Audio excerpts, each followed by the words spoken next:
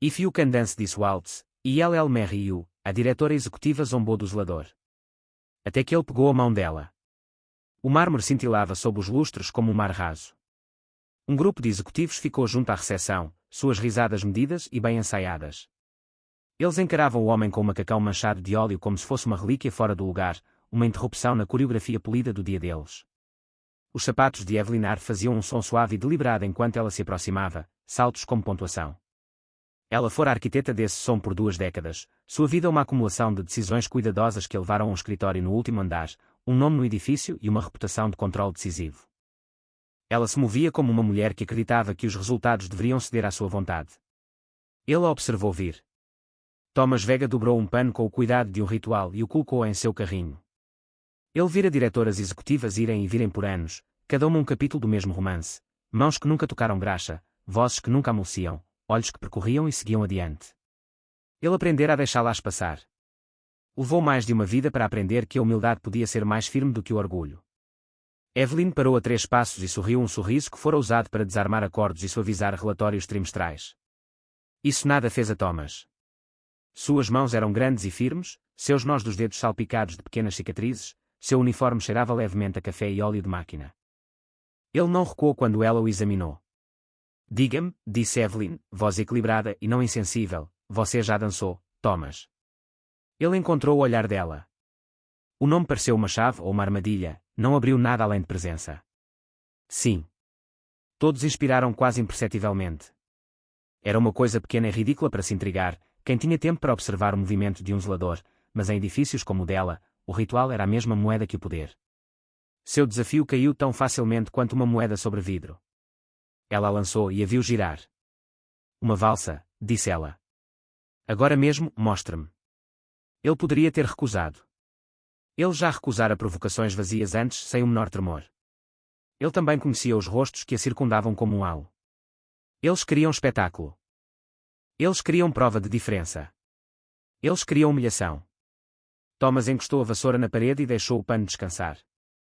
Ele se moveu devagar, como alguém honrando uma promessa antiga. Ele estendeu a mão. Se insiste, Sra. Hart. Ela riu. O som tinha a aresta brilhante de quem tinha certeza de que seria entretida. Ela não esperava que o divertimento se azedasse em algo mais silencioso, desconhecido.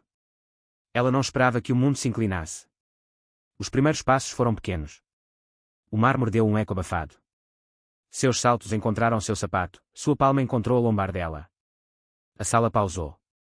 Os executivos ficaram imóveis. A câmara de telefone de alguém se ergueu e começou sua gravação silenciosa. O ensaio de poder prendeu a respiração. Ele conduzia como se o chão fosse uma memória e a música inchasse dentro dele sozinho. Ele a guiou por figuras que tinham a lógica do tempo, inevitáveis, exatas e vivas. Sua postura se corrigiu como se instruída por uma mão gentil não por admoestação mas pela memória de uma forma melhor. As cores se aprofundaram, os lustres desfocaram em halos. Por um momento o mármore refletiu algo mais que opulência. Refletiu 2 pessoas suspensas em um raro acordo. O pensamento de Evelyn moveu-se como um pássaro colidindo com vidro. Isto foi uma brincadeira, isto foi uma lição sobre humildade. Ela havia coagido confissões de concorrentes com menos recursos.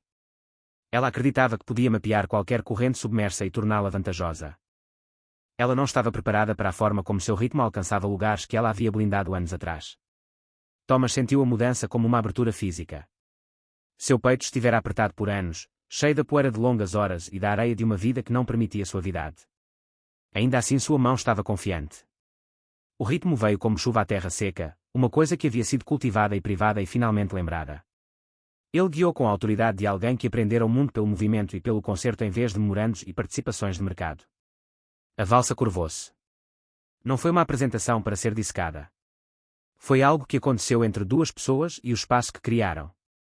A risada de Evelyn diminuiu para um suspiro que tinha gosto de algo como assombro. A sala dissolveu-se, ela não notou a câmara. Ela notou seu rosto, que era um mapa de tempestades passadas, cuidadoso e envelhecido e de repente luminoso. Quando a dança terminou, houve um silêncio tão completo que zumbia. Thomas a devolveu ao mundo de móveis e lâmpadas fluorescentes. A mão dela permaneceu na dele por um batimento cardíaco mais longo do que o necessário.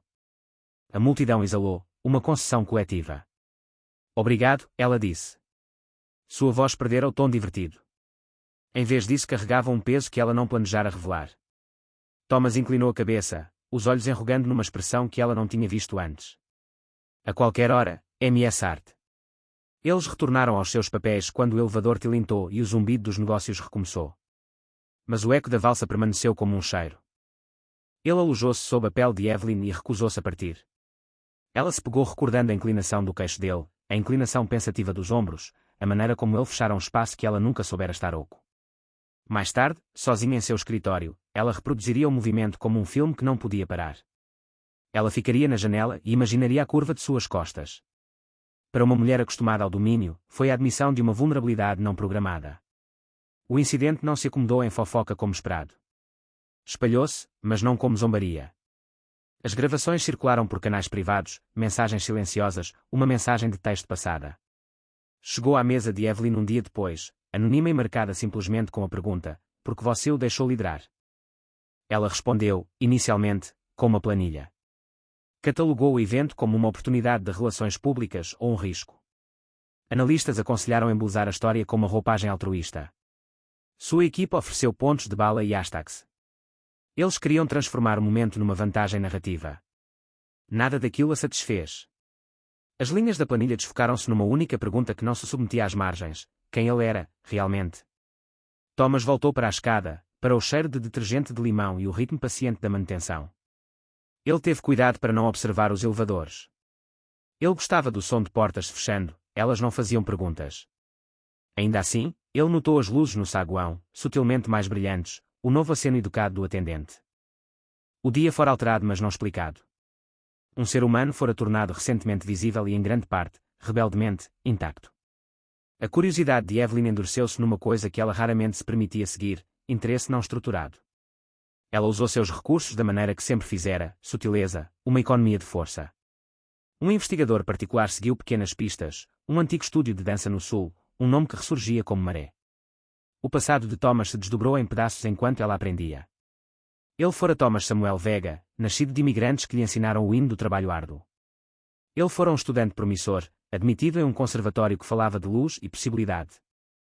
Então uma fratura, a morte de sua irmã, um acidente de carro que tinha sido o fechamento de uma porta. A responsabilidade pressionara seus ombros para baixo.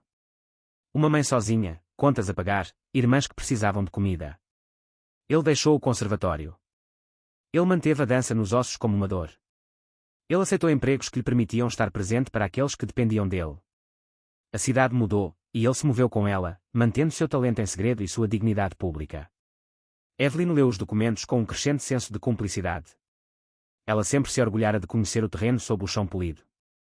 Agora ela via um homem cuja vida não podia ser entendida por título ou uniforme. A verdade complicou algo dentro dela e deixou mais claros os contornos de sua própria solidão. Ela voltou ao saguão sem se anunciar. Ele estava ali, vassoura na mão, cantarolando baixinho. Ele não olhou para cima quando ela se aproximou.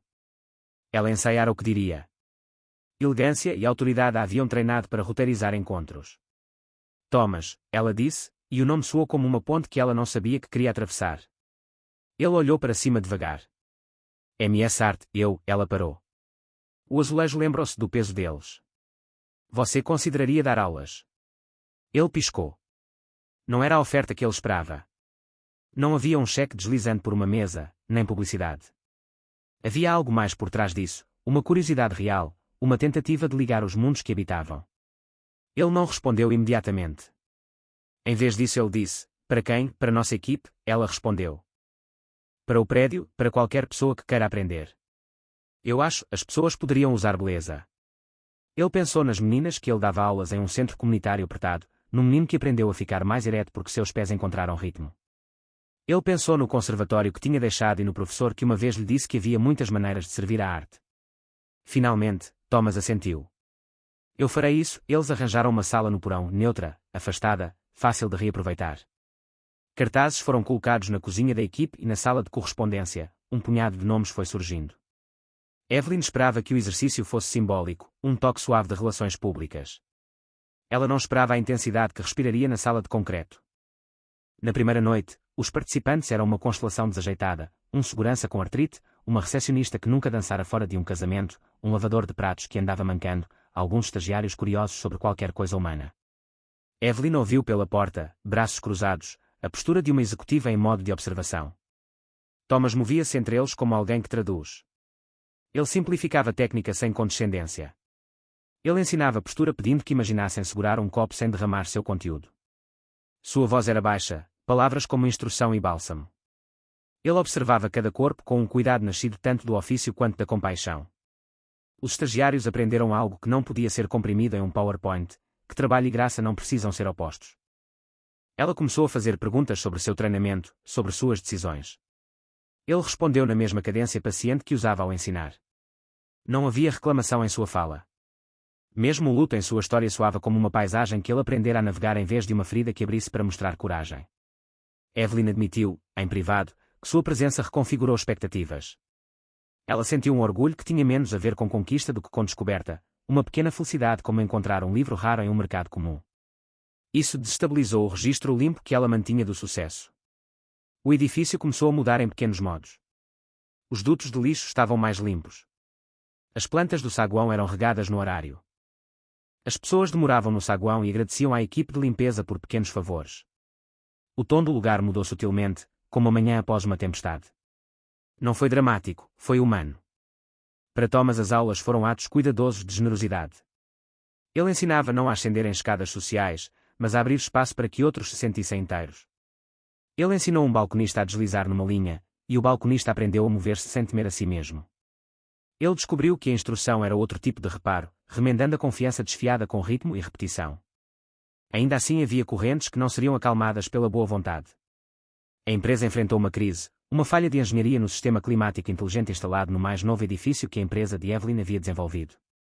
Era um carro-chefe, destinado a consolidar sua reputação como uma líder que poderia casar estética e utilidade. Em vez disso, o sistema falhou durante uma onda de frio extremo, causando estouro de tubulações e danos a servidores. A imprensa sentiu o cheiro de sangue. Investidores exigiram respostas. Os especialistas convencionais foram chamados, consultores, engenheiros, equipes com certificações e pedigree. Eles fizeram o que puderam e falharam. Evelyn observou o desastre desenrolar-se como um cirurgião observando um coração em falha. Ela convocou todos os recursos habituais, equipes noturnas, empreiteiros, backups, mas o problema não era meramente técnico. Era uma falha de sistema enraizada em uma sequência de loops de realimentação não intencionais, algo que exigia uma compreensão intuitiva do ritmo, da forma como as coisas oscilavam e respondiam à pressão. Todo consultor deu de ombros e ofereceu explicações que pareciam plausíveis. A ação da bolsa tremia. Membros do conselho enviaram mensagens secas que representavam anos de confiança pendurados em fios. Evelyn se viu em um novo papel, não a estrategista que despachava soluções, mas a pessoa que não podia aceitar o fracasso. Tarde numa noite, no centro e quanto do pânico, ela lembrou-se de Thomas, sua atenção ao movimento, a maneira como ele explicara o equilíbrio como uma conversa entre partes. A ideia não era lógica. Era um longo alcance. Ainda assim os especialistas da empresa haviam alcançado o fim de seus modelos. Ela não tinha escolha senão agir. Ela dirigiu até o edifício pessoalmente, um velho hábito que surpreendeu o esquema de segurança. Ela o encontrou no subsolo, praticando com uma vassoura nas mãos, transformando movimento em meditação. Ele olhou para cima quando ela entrou, surpreso ao vê-la não como o rosto distante no elevador, mas como uma pessoa desfeita. Thomas, ela disse sem prelúdio. Preciso de você. A admissão tornou a palavra pequena e aguda. Ele a reconheceu como a dobradiça de algo enorme. Ele já estivera na presença da necessidade antes. Mas isso era diferente. Era uma admissão das alturas, uma declaração de que sua habilidade particular, que fora descartada como decorativa, poderia ser necessária. Ele ouviu enquanto ela explicava a falha, enquanto testemunhos de engenheiros eram dados em linguagem técnica que ele evitava. Ela não pediu publicidade. Ela pediu uma maneira de entender o sistema de uma forma que vira Thomas entender corpos e equilíbrio, empaticamente, intuitivamente, ouvindo a máquina como se fosse um conjunto. Ele hesitou. O pedido violou limites que ele havia protegido. O mundo havia encaixotado num papel curatorial, zelador de andares e confidências. Entrar no coração de uma falha tecnológica emblemática exporia toda a sua perícia oculta a um tribunal que antes valorizava outros tipos de credenciais. Vou tentar, disse ele finalmente. Eles chegaram ao núcleo do edifício na hora pré-alvorada. Os engenheiros se aglomeraram com seus laptops como sacerdotes de uma religião da máquina. Eles foram educados, mas defensivos. Quando Thomas entrou, alguns deles sorriram de canto ao ver o zelador com seu pano e sua vassoura. Eles viram macacões sujos, não história. Thomas não reagiu aos olhares. Ele moveu-se em direção ao coração zumbidor do sistema e colocou a mão contra um cano como se ouvisse uma garganta. Seu movimento foi calmo, quase reverente. Ele fechou os olhos e respirou. Ele permitiu que seu corpo, treinado em dança, mapeasse o sistema pelo toque e pela respiração em vez de equações. Em sua mente os canos eram membros, em sua mente as máquinas cantavam como coros. Ele sentiu um pulso fora do compasso que sugeria ressonância em vez de fricção.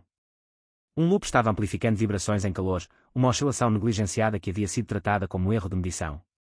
Os engenheiros haviam-se concentrado em métricas e limiares, nenhum sentir a cadência. Ele sugeriu uma recalibração não com fórmulas, mas demonstrando uma sequência de ajustes que alteraram o ritmo do sistema. Os engenheiros observaram, incertos mas compelidos pela clareza que se desenrolava. Não era mágica, era a aplicação de uma sensibilidade afinada em outra arena. Ele guiou as mãos deles, mostrando onde aliviar pressão, onde permitir uma liberação para apanhar outro pulso.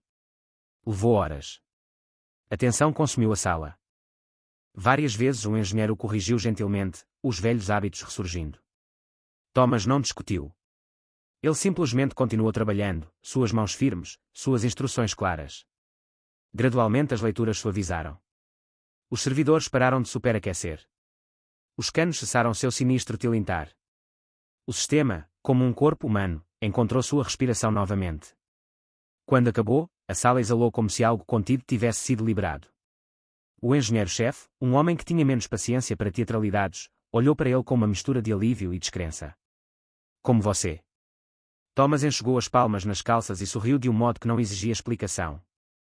Às vezes você precisa deixá-lo mover do jeito que quer. A notícia espalhou-se rapidamente. O vídeo daquele concerto da meia-noite, granulado, filmado por um técnico júnior, viralizou em dias. Mostrava um zelador orientando atentamente engenheiros pelo toque e pelo movimento, um maestro para máquinas que haviam esquecido como cantar. A narrativa era irresistível. A internet adorou uma reversão de uma linha, o herói negligenciado salvando o dia. O conselho exigiu uma declaração pública. A imprensa quis uma exclusiva com o homem que consertara um sistema emblemático com uma vassoura. Evelyn encontrou no saguão novamente, mas não houve desafio brincalhão desta vez. Havia uma gravidade que havia se aberto entre eles. Você sempre foi mais do que deixou transparecer, ela disse. Sou apenas o que devo ser quando solicitado, ele respondeu. Ela tinha uma oferta preparada, polida com incentivos e troca pública. Ela poderia ter oferecido-lhe um título, um prémio, um contrato. O público teria aplaudido. Seria a narrativa arrumadinha que todos queriam, elevar o zelador e fotografar o momento. Mas ela o tinha observado no estúdio do porão ensinar um lavador de louça a ficar mais ereto, achou paciente de maneiras que não podiam ser reduzidas a equações monetárias. Ela entendeu que sua dignidade não procurava uma escada. Procurava um lugar para ser verdadeira. Em vez de lhe dar um cargo executivo, ela propôs outra coisa. Construa um programa, ela disse. Um centro, não uma ala de relações públicas corporativa, um lugar real onde você ensina, onde a comunidade pode vir, onde as pessoas aprendem ofício e resiliência. Eu o financiarei, eu farei parceria nisso, você o liderará. Sua hand was open with resources and with something more than propriedade. Era um convite para moldar um espaço de acordo com seus valores. Ela poderia tê-lo transformado em um mascote. Ela escolheu torná-lo um arquiteto de algo duradouro. Thomas olhou os papéis que ela havia elaborado, linhas de financiamento, estruturas de governança, uma promessa de autonomia. Ele passou o polegar pela margem, o movimento absorvido e cuidadoso. Lembrou-se de salas de aula que cheiravam a giz, mãos que tremiam quando pedidas para executar. Lembrou-se de sua irmã e da vida que escolhera por causa de obrigações. Eu farei isso, ele disse. But nos meus termos, ela nodded. Nos seus termos, o lançamento of the program, the Art Vega Workshop, was a modest event, intentional in its lack of spectacle. A sala estava cheia de pessoas que antes tinham sido céticas, o engenheiro-chefe presente, alguns dos executivos que haviam rido do saguão, e um punhado de crianças do bairro cujas vidas o workshop pretendia tocar. Uma criança ficou ao lado de Thomas como um distintivo de honra, mãos pequenas segurando um folheto do programa como se fosse escritura. Evelyn falou, não como uma CEO anunciando uma fusão, mas como alguém que aprendera algo sobre ver. Ela pediu ao público que cancelasse suas suposições por um momento. Ela contou uma valsa em um saguão e uma hora da madrugada de fracasso e resgate, mas não a transformou em uma história sobre sua redenção. Fez disso uma história sobre ver as pessoas por inteiro. Quando terminou, saiu do palco sem demorar. Thomas avançou e olhou para rostos que antes eram estranhos. Sua voz estava mais firme do que o esperado. Este lugar é para pessoas que querem mover suas vidas, ele disse. Não apenas no sentido literal, mas na maneira como nos sustentamos. Ensinaremos ofício, sim, mas também cuidado. Repararemos não apenas pisos, mas pessoas a quem disseram que são menos do que são. Eles abriram de dosto classe on Technique and Repair. Abriram as portas para aulas sobre técnica e reparo. Criaram aprendizagens que conferiam não apenas pagamento, mas dignidade. O workshop tornou-se uma articulação entre a torre de elite e os bairros mais frágeis da cidade. Não eliminou a desigualdade da noite para o dia. Fez algo mais sutil, redistribuiu atenção e ofereceu agência. Meses se passaram. O pessoal que primeiro havia feito as aulas de Thomas tornou-se instrutores. Um lavador de louça que antes remexia nos turnos agora liderava uma linha de iniciantes com um sorriso. O guarda de segurança cuja coluna se curvara agora caminhava com uma espécie de autoridade tranquila. Eram incrementos de mudança que não admitiam um comunicado de imprensa triunfalista, mas implicavam uma revolução constante. Evelyn e Thomas se encontraram na órbita um do outro com frequência crescente. Encontravam-se de maneiras que eram ao mesmo tempo ordinárias e íntimas, compartilhando café na cozinha da equipe, revisando cronogramas de aulas, discutindo gentilmente sobre orçamento, trocando histórias sobre família. Publicamente permaneceram figuras de seus respectivos mundos. Privadamente tornaram-se colaboradores e confidentes. O relacionamento deles não seguiu um roteiro. Houve momentos embaraçosos, um velho hábito dela de oferecer soluções, um velho hábito dele de recusar holofotes. As lições de dança transbordaram além do piso, escutar, dar um passo atrás para deixar outro liderar, encontrar o batimento cardíaco em um problema. Os céticos suavizaram. O engenheiro-chefe ocasionalmente aparecia para aprender uma sequência de passos que, ele confessou, o ajudava a pensar de maneira diferente sobre sistemas mecânicos. Os executivos juniores, que antes tiravam fotos, agora se matriculavam em aulas para aprender postura e presença. A cultura do prédio mudou para algo menos frágil. O tempo, aquele avaliador implacável, fez da parceria deles mais do que manchetes. Quando uma segunda crise atingiu, um centro comunitário ameaçado de fechamento por cortes de financiamento, Evelyn e Thomas reuniram recursos não para um espetáculo, mas para uma estratégia. Eles reaproveitaram espaço na oficina, redirecionaram fundos e envolveram aprendizes em um projeto de restauração. A cidade percebeu, não pelo glamour de salvar um edifício, mas pela eficácia de um programa que ensinava as pessoas a sustentar-se. Nos anos que se seguiram, a oficina se tornou um viveiro. Internamente, a empresa de Evelyn adotou políticas aprendidas da pedagogia de Thomas, programas que respeitavam o trabalho além do tokenismo, práticas de contratação que buscavam competência de maneiras não tradicionais. O Conselho, suavizado pelo retorno demonstrável sobre o investimento na forma de boa vontade e retenção de funcionários, ajustou seus indicadores. Thomas continuou a ensinar. Ele recrutou instrutores de lugares fora do prédio, trazendo ex-alunos de conservatório que haviam deixado a academia pela vida. Ele insistiu em um currículo que incluísse tanto ofício quanto ética, insistindo que disciplina sem compaixão era vaidade. As vidas pessoais deles mudaram também, de maneiras pequenas e essenciais. Evelyn parou de manter a solidão de seu escritório como um artefato. Ela convidou colegas para refeições que não eram sessões de estratégia. Ela ligou para sua irmã afastada e escutou. Thomas visitou o pequeno apartamento de sua mãe com mais regularidade, trazendo flores das plantas do saguão que ele mantinha vivas há muito tempo. O vínculo deles virou uma parceria que não precisava ser rotulada. Podia ter sido romance, podia ter sido uma amizade construída sobre respeito mútuo e confiança. Às vezes eles dançavam no subsolo quando a equipe de limpeza já havia saído e as luzes estavam baixas, às vezes discutiam sobre a colocação de uma prateleira. Eles navegaram por passos em falso com a paciência que ensinavam aos outros. A vindicação pública, que parecia importar tanto no início, tornou-se menos urgente para eles. Eles tinham-se movido do brilho da aprovação externa para a satisfação mais calma de um trabalho bem feito. Ainda assim o mundo continuava a olhar para a narrativa de transformação como se precisasse de heróis para ficar arrumada. Em um gala anual que Evelyn compareceu relutantemente, o engenheiro-chefe apresentou a Thomas um prêmio, um reconhecimento da indústria que finalmente nomeou sua contribuição técnica. Os aplausos foram calorosos e genuínos. Quando Thomas subiu ao palco, ele viu Evelyn na terceira fila, sua expressão inescrutável, mas plena. Ele sentiu a velha linha entre performance e verdade se confundirem, e entendeu a gratidão como algo além dos aplausos. Aprendi cedo que o movimento podia curar, disse ele ao público. Não apenas corpos, mas sistemas e relacionamentos. O mundo não é construído apenas por pessoas com títulos, é construído por pessoas que prestam atenção, que reparam, que ensinam. O prémio foi uma pontuação simbólica. As mudanças mais profundas se desenrolaram no trabalho lento da comunidade. Ex-alunos da oficina abriram programas em outros bairros. Aprendizes passaram para empregos estáveis. Crianças aprenderam a articular confiança. A cidade testemunhou uma recalibração sutil. Meses se transformaram em anos. A empresa de Evelyn prosperou não apenas com projetos, mas com uma cultura que lembrava de olhar. A oficina de Thomas tornou-se um modelo para programas de aprendizado humanos em toda a região. Eles continuaram a dançar às vezes, não para espetáculo, mas porque era uma gramática que compartilhavam. Numa noite de primavera anos depois da valsa no saguão que havia começado tudo, uma pequena multidão se reuniu para celebrar o 10º aniversário da oficina. O saguão havia sido reformado por aprendizes, o mármore brilhava não como mero luxo, mas como um testemunho de uma comunidade que podia usar tais coisas com sabedoria. Crianças corriam pela periferia, seu riso uma pontuação que Evelyn e Thomas aprenderam a amar.